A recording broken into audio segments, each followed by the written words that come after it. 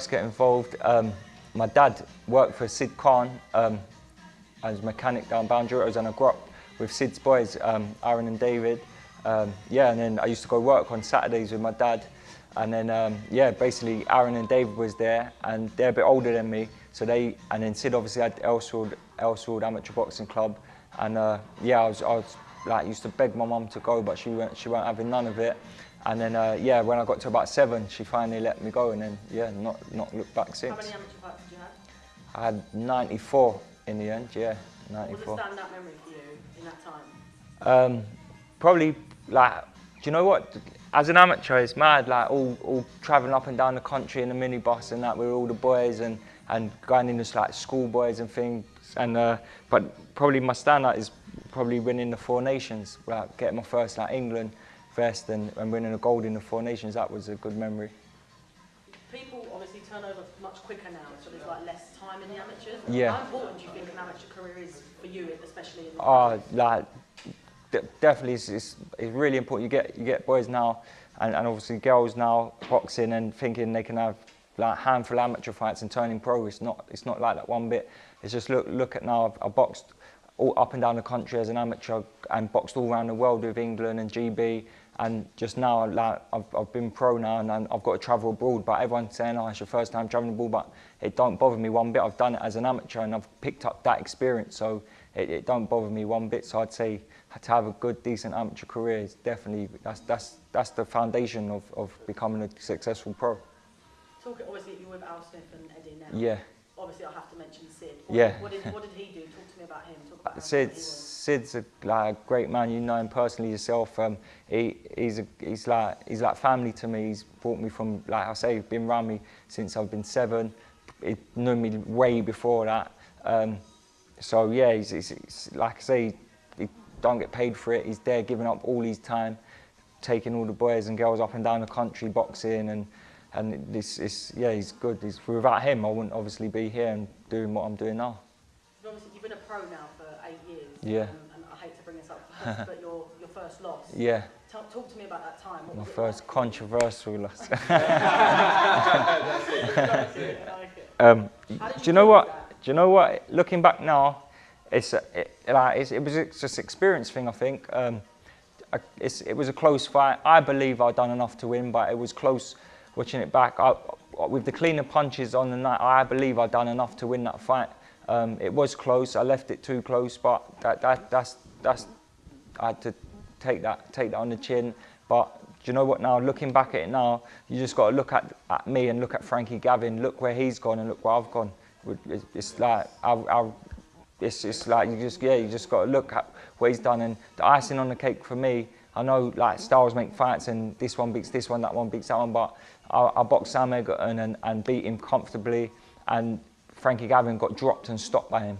And so that's how I look at it, and that was after I beat him. So I believe like we're on 2 different routes now, and that loss was a learning curve for me. So just got to look at how our careers have gone since, and I believe I've gone to go on leaps and bounds above him. What did winning that British belt, because it's such a beautiful belt, what did that mean to you? It was unreal. Obviously, taking that loss, boxing for it the first time, taking that loss, it was hard to take, and I had to knuckle down. It set me back like a big step. So to be that close to getting it, that then the next chance I got, I was not letting that go. And then winning it, but my main thing as even a kid growing up was to win it outright, and I was stubborn. There was like not arguments but disputes with Frank Warren. He wanted me to move on and like go into like world level like straight after I've won it, but I weren't. I was stubborn, and I was like I wanted to win that outright, which I done. Yeah. Is holding up the whole of Bethel. Take a picture with it. Yeah. Never going to do that as well as I do. What do you say to people that say that, like you say, some people say you stayed at British level for too long? Yeah. So what do you say? Look, I've got the British title with me for keeps now. I could take that to the grave with me, and not a lot of people can say they can do that, and they've done that. So and it's funny. I was speaking to Darren Barker not long after I won the belt, and he won the British title and didn't win it outright. Went on to become a world champion, and he's regret today, still today, is not winning the British title outright. That's what he told me himself. So that's how much it means to fighters, and I'm sure you'll ask a lot of British fighters who've gone on to win world titles who haven't won the British title outright. I bet they would say that they would win the British title outright. If they don't, they're lying. Who would you say your hardest opponent to date is? I'd say my toughest fight, was my first fight with Pete McDonough. That was a real tough fight, proper old school, in York Hall, packed out, sweating hot. But that was like a grueling fight. That was like a proper welcome to the pros fight. But I'd say the Egan fight was tough in the sense that I was away from home for the first time. I was up in Birmingham on a rival promoter's show, and like the crowd was obviously all his crowd, and as much as I had brought loads of support up there with me, I was away from home. So in a mental state, that was a tough fight too. I know you probably said this 1,000 million times over, but can you just talk to me about the whole Jeff Horn situation? Oh. He's like, please don't. Basically, they just didn't fancy the fight. They swerved the fight. I'd go for it again. I got the call to say that he was looking for an opponent. I was ranked number 3 with the WBO at the time, so I believe I was the next out of whoever. I don't even know who was in front of me, but whoever it was, I was the next available one who could take the fight. I said yes straight away. Didn't even ask what money or nothing I was getting. I said yes straight away. My manager Andy Alien obviously got in contact with their people, said we wanted to fight. Then all the terms got agreed. I agreed to everything, purse, everything was agreed. Like everything was agreed. Waiting for a contract to be sent. But they went quiet. Then I started hearing rumours that they was looking elsewhere, and then it went on for about 3 days, and then the next day it come out Gary Corcoran got picked for the fight, and they obviously took that fight, so they swerved the fight. Yeah, I was in the Box Nation studio watching it, so it's just one of them. Do you know what? I believe I'll beat Jeff Horn. I believe his style is made for me. Don't get me wrong. He's a tough fighter, and he's a world champion for a reason. He beat Manny Pacquiao, but it's not the Manny Pacquiao of 2-3 years ago. So if it was that same Manny Pacquiao, he wouldn't be fit to lace his boots. So, but I'd beat who was put in front of him, and fair play to him. And but just looking back on the night, I know why he swerved the fight with me, because they just didn't fancy the job. Even though your next step is European, yeah. You do believe you're ready for world level? Yeah, definitely. I said in interviews in the past that I believe I'm beyond European level.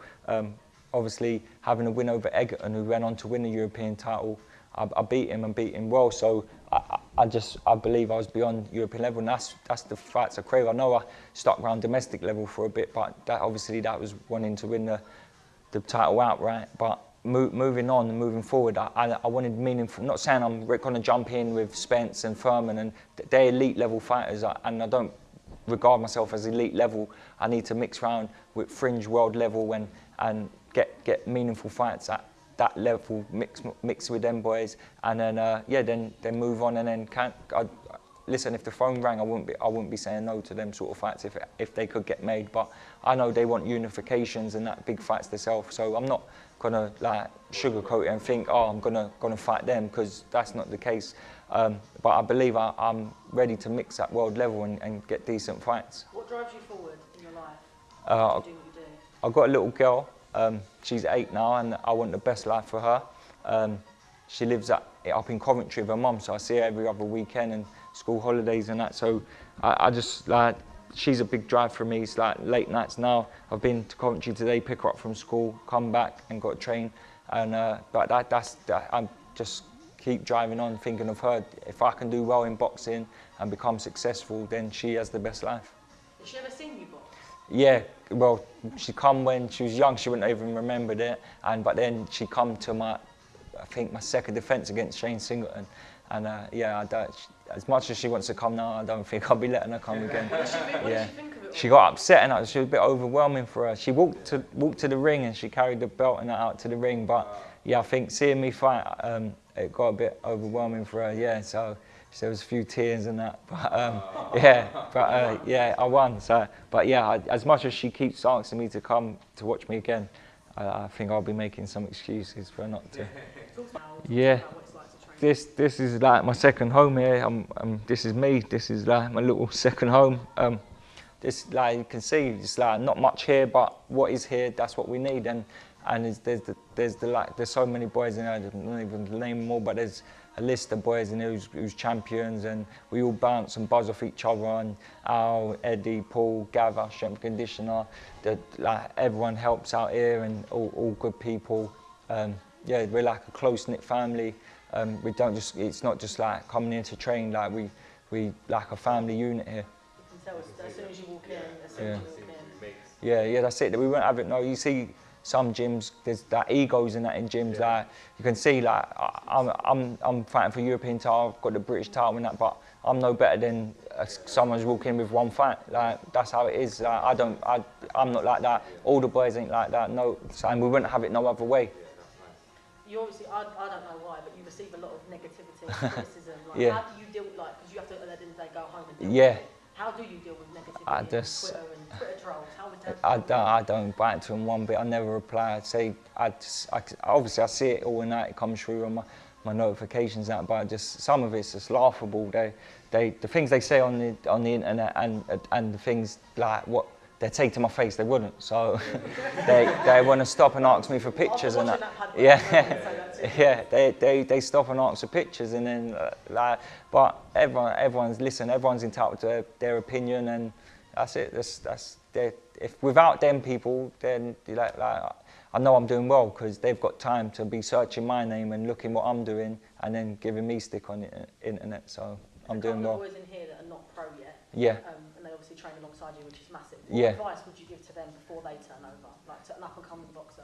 Yeah, just get what you can out of the amateurs, as much experience and knowledge through boxing as you can, and not to rush, because everyone thinks that coming to pro, everyone thinks you get Mayweather money, and everyone thinks it's glitz and glamour, but it's not. Like listen, I started from the start, like rock bottom. I was a successful amateur, but I wasn't coming into the pros getting mad dough and thinking I'm up there.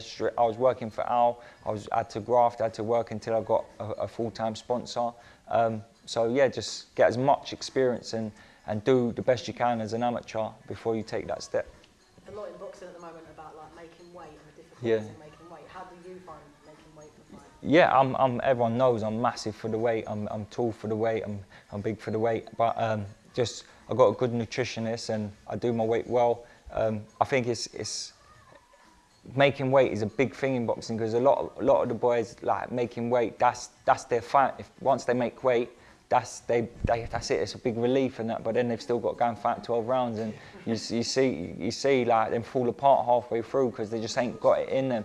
Yeah. So I think that's a big part of it is making the weight. And I always say, listen, it ain't easy, but you can make it as easy as possible doing it the right way and eating the right things and training the right way. And that's what I tend to do. I try not to blow up after fights and get too silly with my weight, because then it's just it's a harder process when you come back into the gym.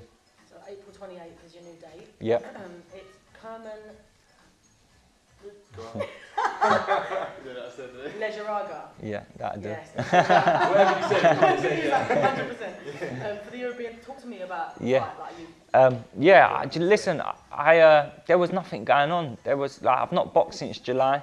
The fights just weren't happening for me. There was pullouts, there was shows cancelled, and it's been so frustrating. Like I just feel like I've been parked up on the sideline since winning the British title outright.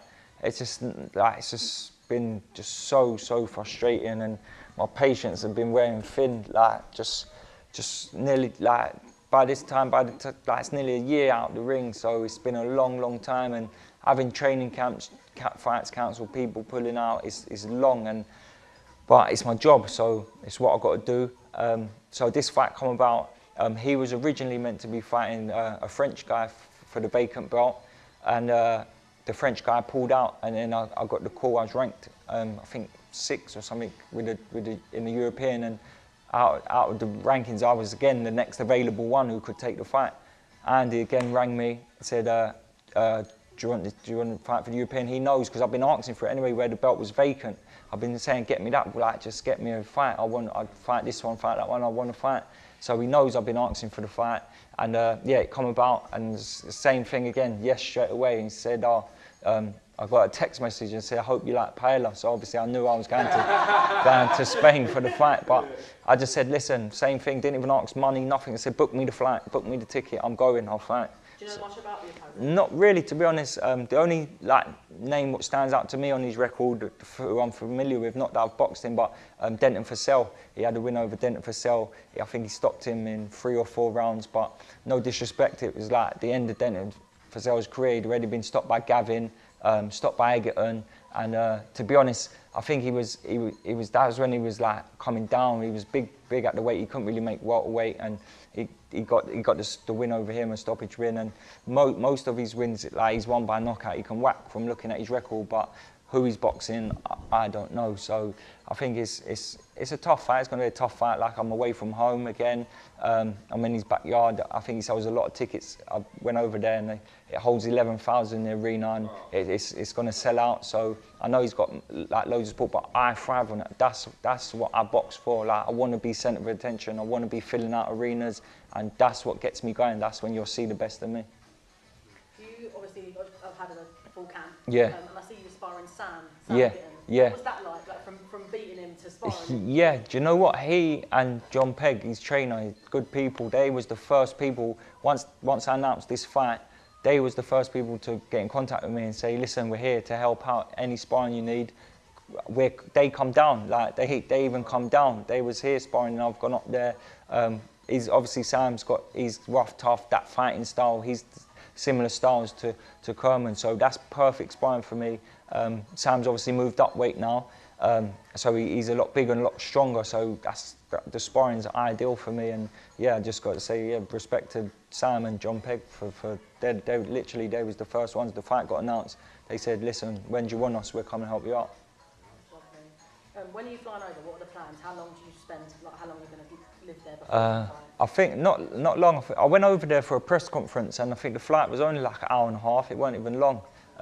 Yeah, it's like nothing. So I'll probably stay here for like the duration, and then maybe I think I have to do a media workout on a Wednesday, press conference Thursday, weigh-in Friday, obviously fight Saturday. So probably on the Monday, Tuesday, go out there.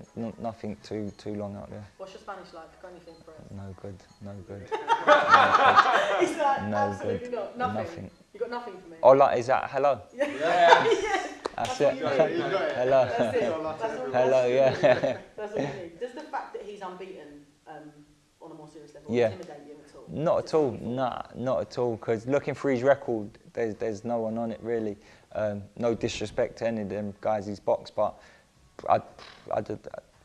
obviously he's unbeaten. He's unbeaten for a reason, and he obviously can whack, because to knock out 19 of the 24 wins, he obviously to get anyone out the ring early, you can whack. So he obviously can whack, but got to go in there and do what I've got to do. And like, he ain't boxed no one like me. He ain't boxed no one on my level. So I'm going out there believing it's going to be my hardest fight to date, and training like it's going to be my hardest fight to date, and it probably will be. But if I can get in there and do a good job on him, that's what I'll be trying to do.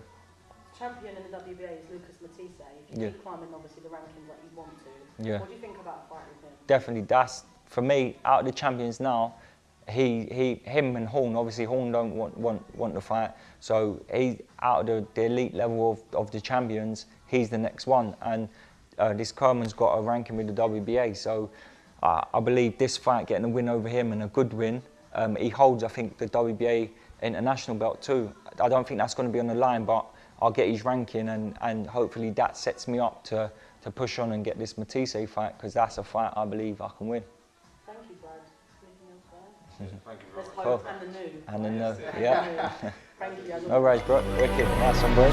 When you're with me, how you feel?